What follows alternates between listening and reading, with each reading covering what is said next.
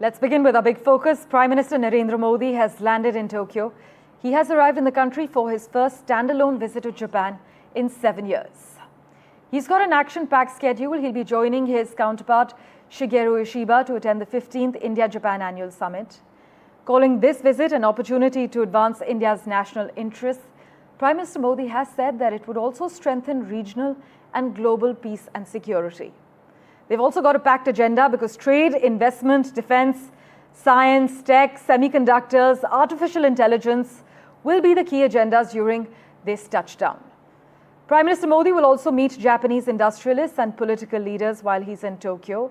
And you must note that this visit comes amid a downturn in India-US relations over Donald Trump's steep tariffs on Indian imports. As far as the agenda is concerned, he has landed. He's reached his hotel. In fact, his visit would be fostering the special strategic and global partnership, which has made steady progress for over 11 years now. He has spoken about economic and investment ties, saying artificial intelligence and semiconductors would also be the tech where both nations would advance cooperation. And as you know, after he concludes this touchdown in Japan, Prime Minister Modi will depart for China, where he's scheduled to attend the SEO summit in Tianjin and meet Xi Jinping on the 31st of August. Speaking of artificial intelligence, we've got an expert with us this morning. President of the IIT Alumni Association and AI Forum Japan, Sanjeev Sinha, joins us at the moment. Thank you so much for joining us, Mr. Sinha. Let's begin with a focus on AI. How do you assess the potential of India and Japan building a truly strategic partnership in emerging technologies like AI, like quantum computing and semiconductors? Thank you for having me. Japan has, of course, very good strengths in hardware.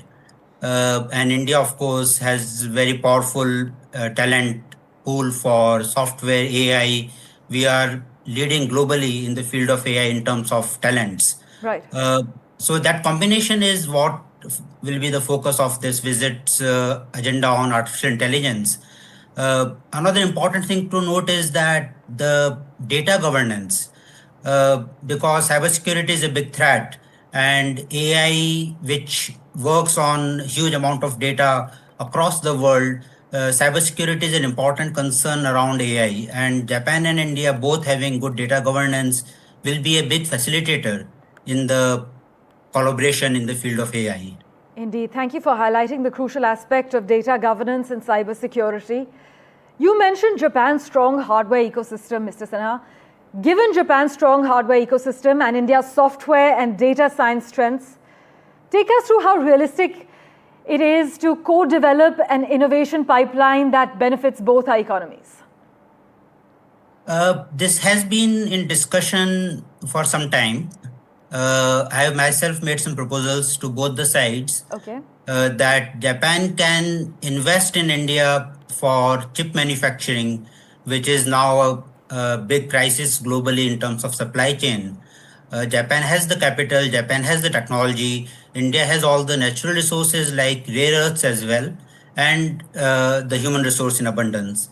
So the collaboration in AI or hardware manufacturing in India with Japanese collaboration, Japanese investments and technology is a very doable and a very feasible aspect.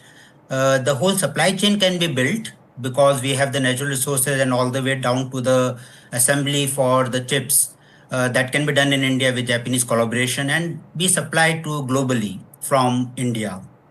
But Mr. Sinha, with supply chain de-risking now central to geopolitics, the buzzword seems to be de-risking. How do you view India's ambition to become a semiconductor manufacturing hub? And how can Japanese expertise actually help accelerate this process?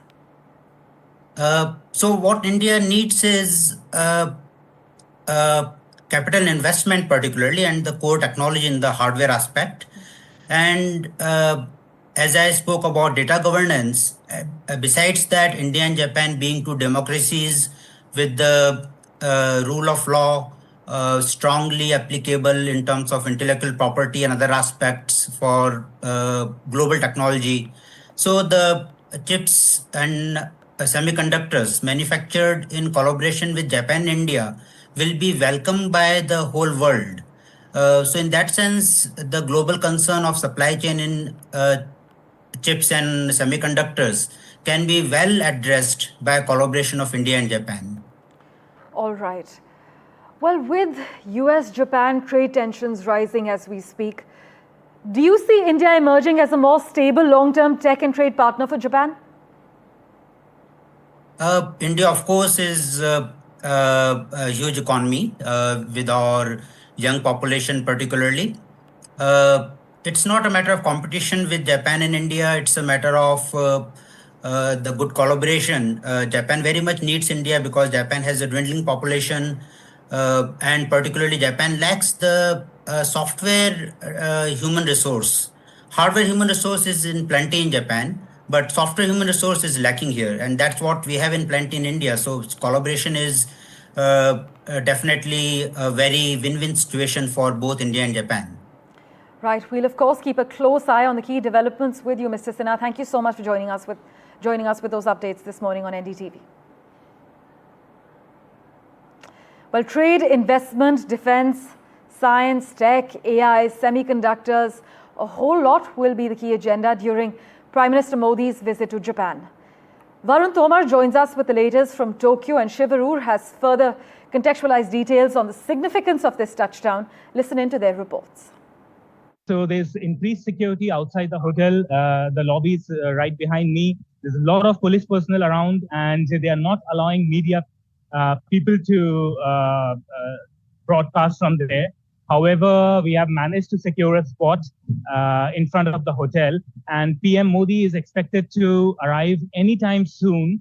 There's a lot of security around. Yes. Considering the critical mineral problem that both India and Japan are facing, a lot of companies from Japan are interested in working with Indian companies in the AI sector and the critical mineral sector. Especially one update I just received was that JAXA, that is the Japanese aerospace company, is considering to collaborate with ISRO to explore the south side of moon to look for water. So that's one big update coming, and we can also expect space collaboration coming up in future between India and Japan. This is a hugely important visit by Prime Minister Modi to Japan. It's his 8th visit to Japan as Prime Minister, and that in itself signifies just how much importance he assigns to the country. It is very well known that the Prime Minister loves Japan very much. He has a special relationship with he's had special relationships with past Prime Ministers as well. This is going to be the first India-Japan summit under Prime Minister Shigeru Ishiba, the Prime Minister of Japan currently, who has met Modi in the past as well, but this will be the first summit under this Japanese Prime Minister. But the relationship between the two countries goes way, way back. And in this 8th visit, the Prime Minister will be taking things forward between India and Japan amidst a great deal of economic and trade turbulence that we are well aware of. Japan is a big investor in India. Japan plays a huge role economically in terms of infrastructure, in terms of transport, rail, rapid transit, etc. here in India. So taking all of those things forward at the economic and investment level is going to be big. There are some crucial business meetings that the Prime Minister will be addressing.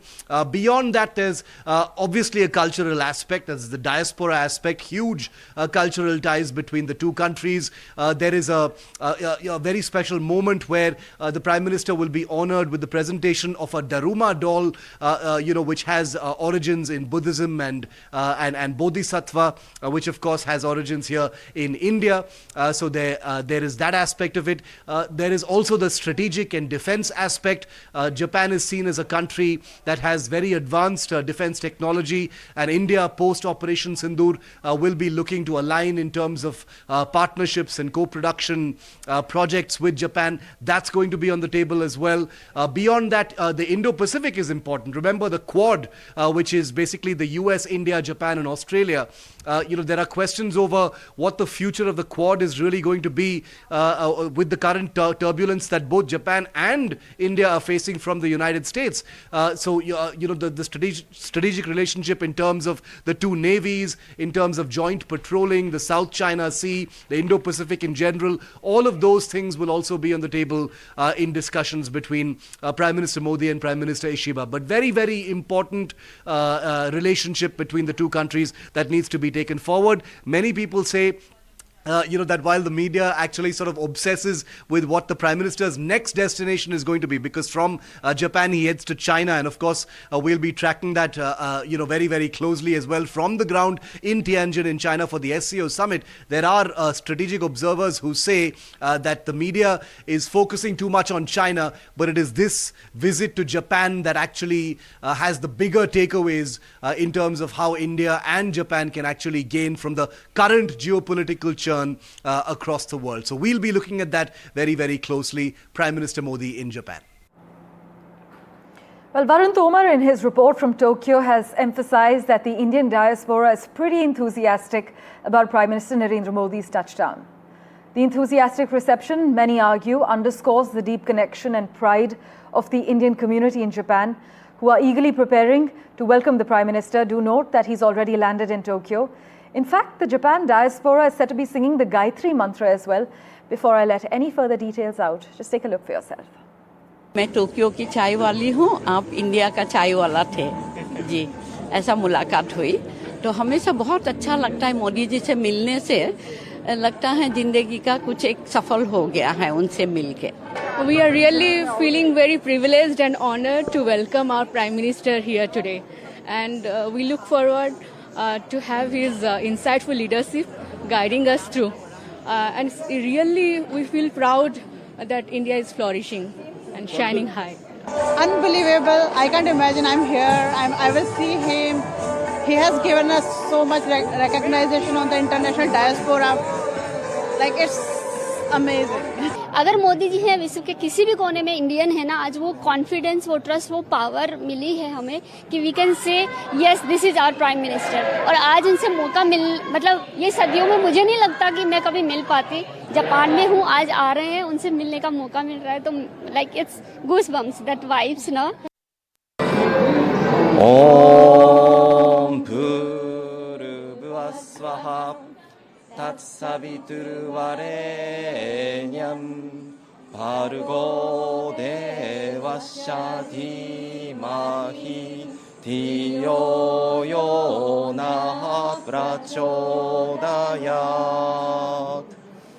ॐ सर्वे भवन्तु सुखिनः सर्वे सन्तु निरामयाः सर्वे भद्राणि पश्यन्तु मा कश्चित् दुःखभाग् भवेत्। ॐ शान्ति शान्ति शान्तिः।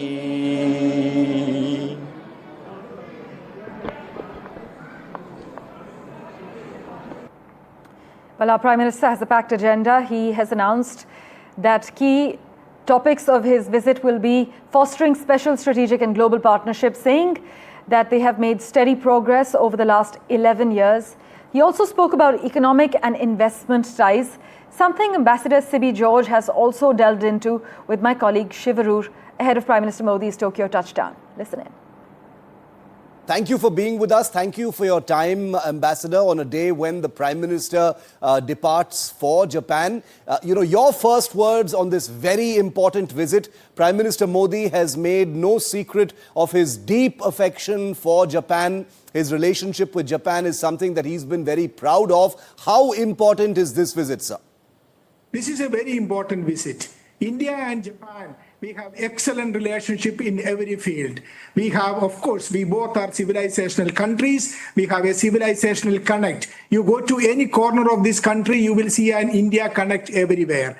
And in fact, in the last 10 years, you have seen that after India and Japan agreed to have the special strategic and global partnership, agreed by Honorable Prime Minister Mr. Modi and then Prime Minister Mr. Abe, our relationship continued to grow. In fact, this annual summit is very important. It gives us an opportunity to undertake a full review of the last 10 years progress we made in our relationship and see how do we take it to new levels of partnership. A roadmap will be announced, which will showcase how we can take it forward to new levels of partnership.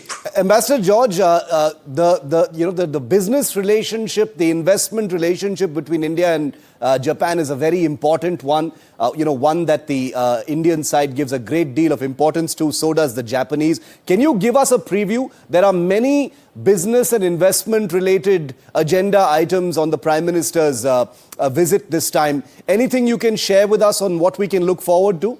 See, in fact, Japan has been a very reliable partner for our economic engagement. You have seen Honorable Prime Minister inaugurated the new electric vehicles factory of Suzuki. In fact, Suzuki came to India some 40 years back and transformed India's automobile sector. You see that Japanese engagement has been there in the economic sector for several decades. Yeah. But now we see a new momentum in that. There are 1,500 Japanese companies in India. There are 5,000 Japanese establishments in India. These are 1,500 success stories. And if we can make these 1,500 success stories into 15,000 success stories, Japan would be able to reclaim its number 2 largest economy in the world. That is the kind of opportunity that India offers. India is a land of billion opportunities, and there is a realization in Japan. There is an acknowledgement in Japan of that growing India's economy. 6.5 to 7% growth in the last 20 years. In another 20 years, we grow like that.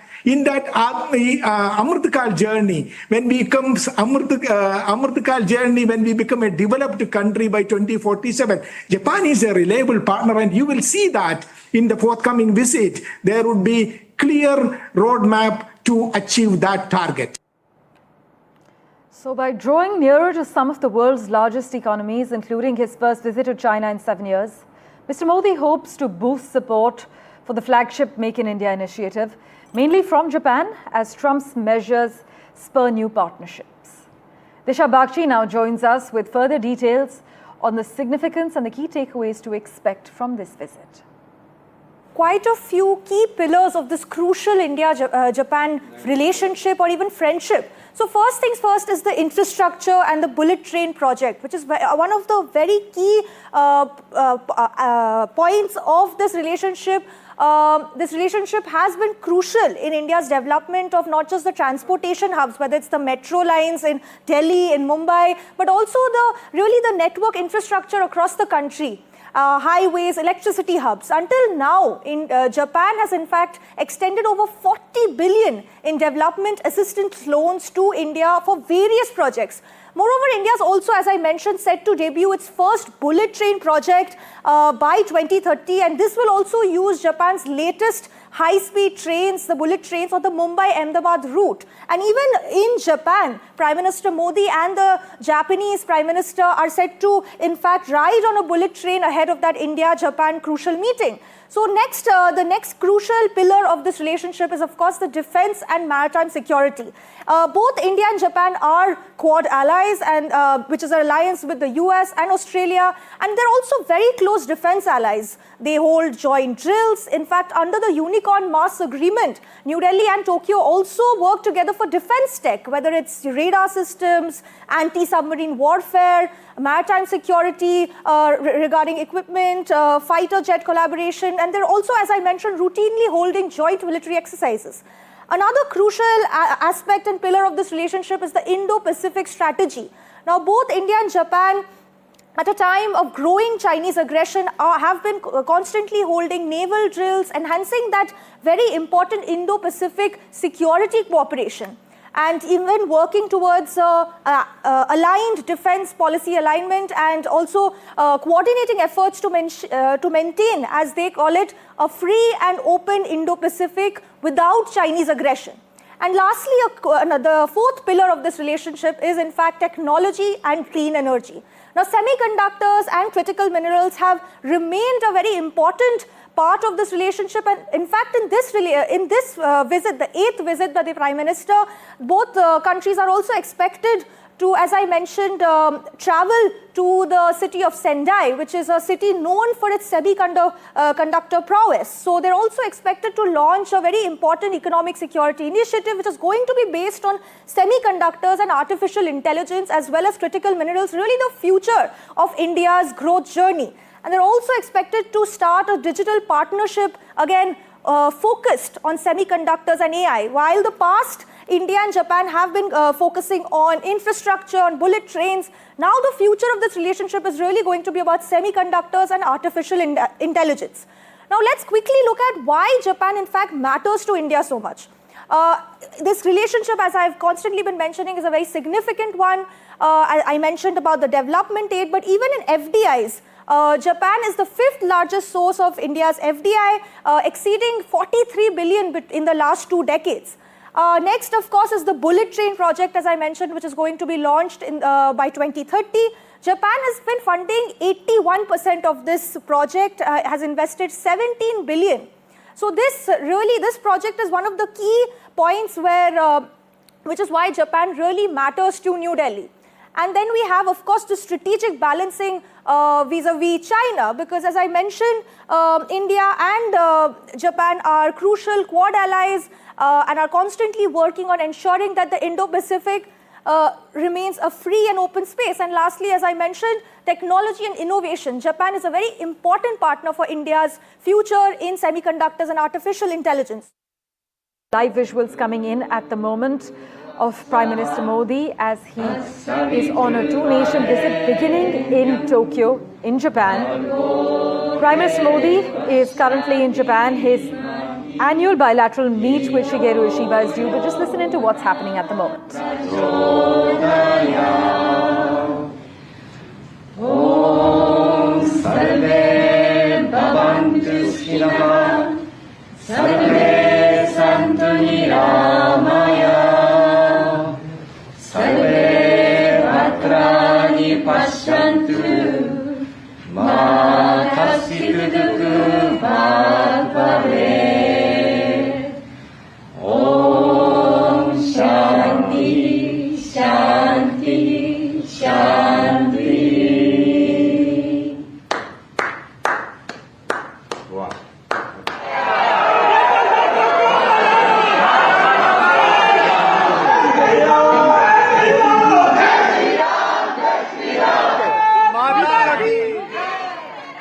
Quite an enthusiastic reception there from the Indian diaspora as they welcome Prime Minister Modi as he lands in Japan's Tokyo. He has arrived in the country for his first standalone visit in 7 years. He has an action-packed schedule lined up, calling the visit an opportunity to advance India's national interests. Prime Minister Modi has said it would also strengthen regional and global peace and security. He's got a packed agenda with trade, investment, defense, science and tech featuring as top priorities. He's also expected to meet Japanese industrialists and political leaders in Tokyo besides the Indian diaspora. Vishal Vivek has been tracking the Prime Minister's Tokyo touchdown very closely as well. He joins us with a quick update on the agenda and what's happening at the moment. Vishal, take us through the plan of action and take us through what's happening in these visuals as well. Well, the pictures clearly tell the story because Prime Minister Modi has been welcomed by the Indian diaspora in Japan, and this was highly expected that so many people would turn up, because every time Prime Minister Modi visits a foreign country, the diaspora does come up in huge numbers to support him and to encourage him, and the same has happened in Japan. We've heard from various people in the diaspora that they're quite excited about the PM Modi's visit there, and there's several things lined up, several things expected from the visit of PM Modi to Japan, because the media has mostly been talking about Prime Minister's visit to China, which is expected in 2 days, but many experts have suggested that it is PM's visit to Japan that has far greater significance, because partnership, India-Japan partnership has been quite robust in the last 10 to 11 years, ever since Prime Minister Modi became the occupied the chair for the first time. Some of the things that are expected during this visit are a focus on deepening strategic economic and tech ties, talks on Mumbai-Ahmedabad bullet train project, coordination of defense cooperation, maritime security, investment in chips, green energy and digital infra. This is a crucial point because this is the day of semiconductors. Countries across the globe are investing huge amounts of sums in chip fabs. India is also doing the same. So there will be partnership on that front, and there will also be focus on expanding investment opportunities. So these are some of the areas that are expected to be discussed during this big visit. Vishal, also, can you take us through how India is planning to leverage this summit to actually gain long-term access to Japanese tech, especially in the clean energy and chip sector? So Japan is, as we all know, one of the most high-tech countries on the planet. It has some of the biggest, electronics manufacturers in the world. It has also some of the biggest, some of the most reliable car manufacturers in the world. So there could be talks on.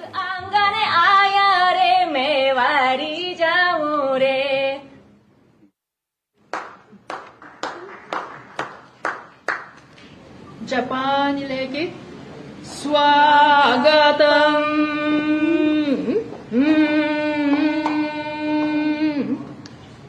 Om Bhurvasvaha Tassavitruvarenyam Bhargo Devasya Dhimahi Dhiyo Yo Nama Prachodayat. Om Sarve Bhavantu Sukhinaha Sarve Santu Niramaya Sarve Bhadrani Pashyantu Ma Kaschit Dukhu Bhag Bhavet. Om Shanti Shanti Shanti. Wow. Right, quite a reception there for Prime Minister Modi as he has landed in Japan's Tokyo.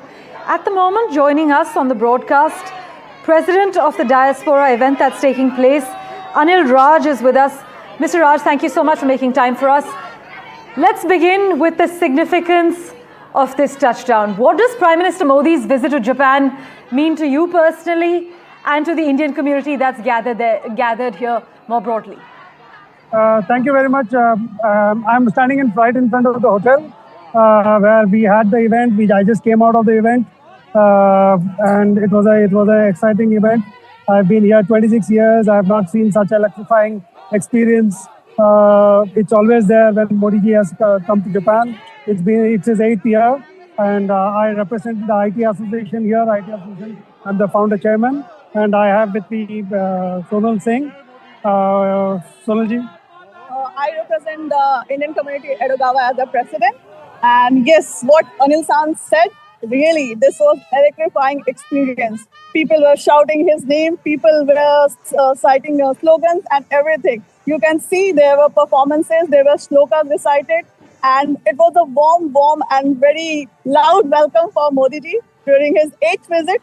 And we believe this visit will bring a lot of strong bonds between Japan and India, which has been already there, but we are witnessing more minerals and other prosperity towards India and Japan bonds. So hopefully all things will also strengthen. So yeah, the civilization of both the countries are very old, and that cultural bond has been very well reflected during this visit, because if you see, the Japanese are performing all the Indian classical dances and the diaspora warmly welcomes him. Thank you. That was and music to our ears this morning. Both the PMs are meeting. Both the PMs are meeting. We expect a lot of good policies to come up from this meeting. Indeed. And we hope that there's a lot of semiconductor thing, because Japan is very, very strong in semiconductor areas. Yes. And apart from that, I would also like to request the PM's team to focus on manpower. There's a lot of manpower to be tapped manpower. Mr. Raj, you mentioned you've been in Japan for 26 years. Yeah. As members of the Indian diaspora living, working there, can you take us through how the India-Japan relationship has evolved in these recent years? Yeah, I've been here 26 years, and IT. I do businesses in various sectors: IT, hospitality, the education. So I have seen the breadth of the Indian diaspora, and you wouldn't imagine when I was here.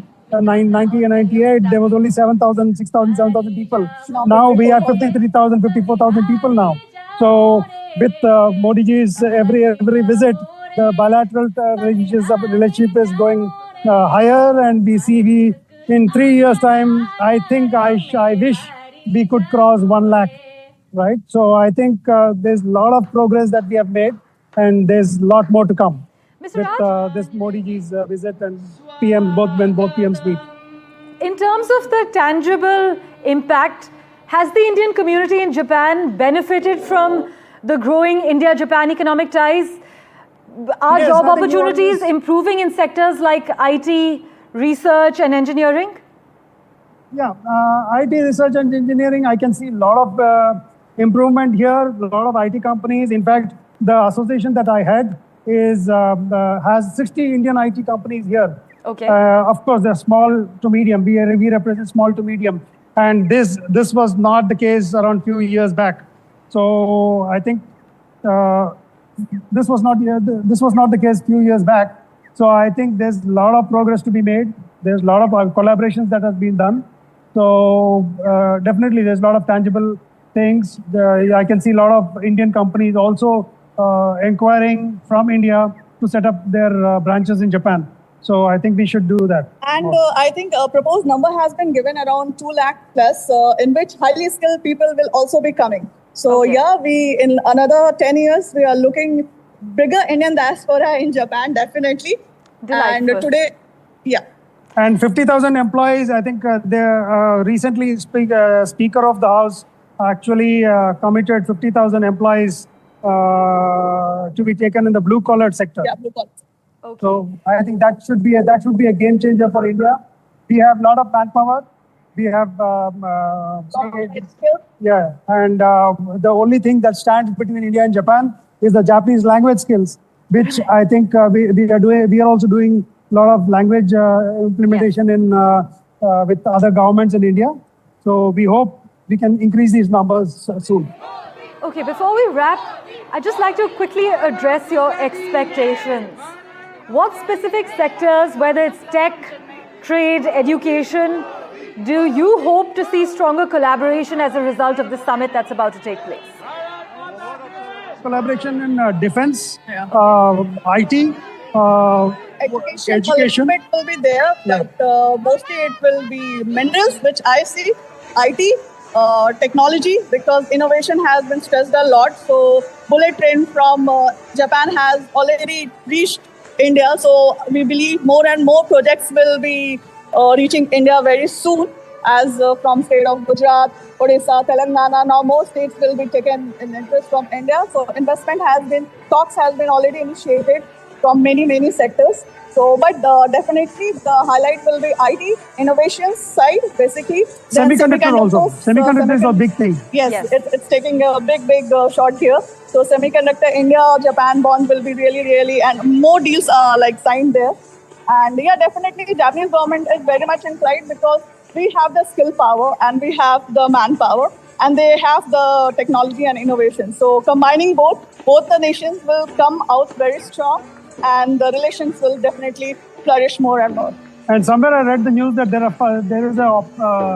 there is some kind of deal happening where 5 lakh Indians will be taken in next 5 or 8 years or something like that. I don't know how far the news is right, but I have also read the news about it. Wait for a confirmation regarding that. Yeah. But another crucial aspect I want both of you to weigh in on is, are there still challenges around work permits?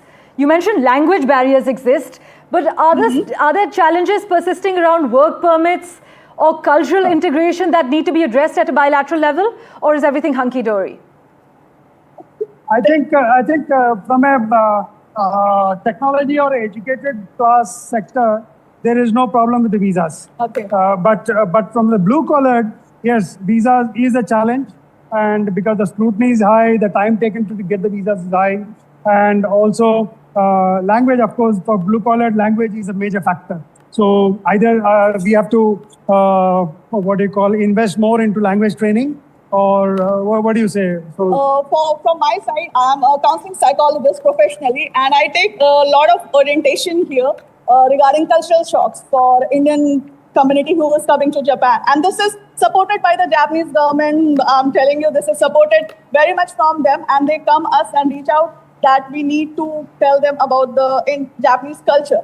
So regarding culture and language, definitely there is a barrier because the language is really difficult to learn. But Indian people, we are very powerful and we are very strong, and definitely we are excelling here. In IT also, we are very much in demand. In education sector also, we are very much in demand. So definitely, whatever challenges come, India will overcome it, and we will make our country proud. Well, I would like all the Indian businessmen to come to Japan and definitely explore more. Yeah.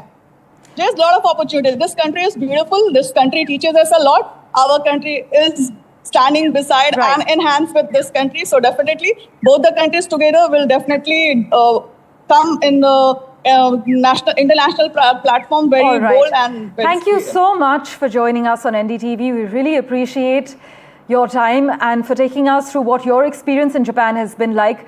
We actually have some reactions coming in from the diaspora event. Listen in.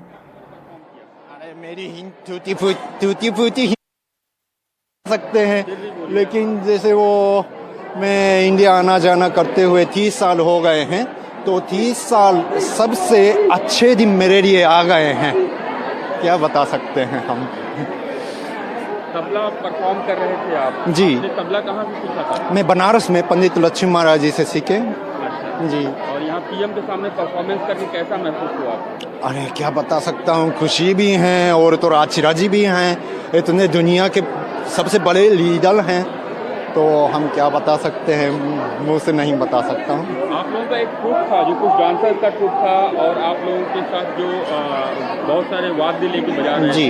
कितने लोगों का group था? ये कब से आप लोग practice कर रहे हैं इसके लिए? वो प्रैक्टिस तो 1 महीने 2 महीने से शुरू किए हैं, लेकिन कभी कभी 3 मिनट के लिए, कभी 1.5 मिनट के लिए, तो वो चेंजिंग भी हुई हैं, क्योंकि वो उनका शेड्यूल तो वो चेंज करते रहते हैं। तो 2 महीने 3 महीने, लेकिन हम लोग सभी लोग वो कोई 20 साल नाचती हैं, हम तो 30 साल हैं, ये भी 25 साल से सितार बजाते हैं, तो सबके लिए अच्छे दिन आ जाएगा गाए। Thank you. किसी को बुला? हाँ, किसी को बुला दिया। In fact, Varun Tomar is also with us from outside the hotel where Prime Minister Modi is currently put up at. Varun, give us a sense of the atmosphere outside Prime Minister Modi's hotel at the moment. Yes, so the people are overjoyed, and after seeing PM Modi's cars and the police escort coming in, people were overjoyed, and they have been cheering PM Modi. So yeah, the atmosphere over here is quite uplift, and we will be seeing PM Modi again later today at the events. So we'll get back to you on that more later. Right. Also take us through what Japanese officials and Japanese analysts are saying about the timing of this visit, Varun, especially in light of the stalled US-Japan trade deal and also that 50% blow that India has been dealt in terms of the tariffs. Yes, so the Japanese specialists are considering this visit quite crucial, very important, given the fact that US and India and Japan both are facing US tariffs. And in this crucial moment, Japan and India are believed to sign crucial contracts, crucial memorandums to collaborate in future in the fields of science, technology, defense, as well as enhance regional cooperation. Right. Varun, thanks so much for joining us with the latest update from outside the hotel where Prime Minister Modi is at the moment. We'll continue to track the latest for you from Ground Zero. For now, we're slipping into a very quick break. Back in a moment with the latest updates for you.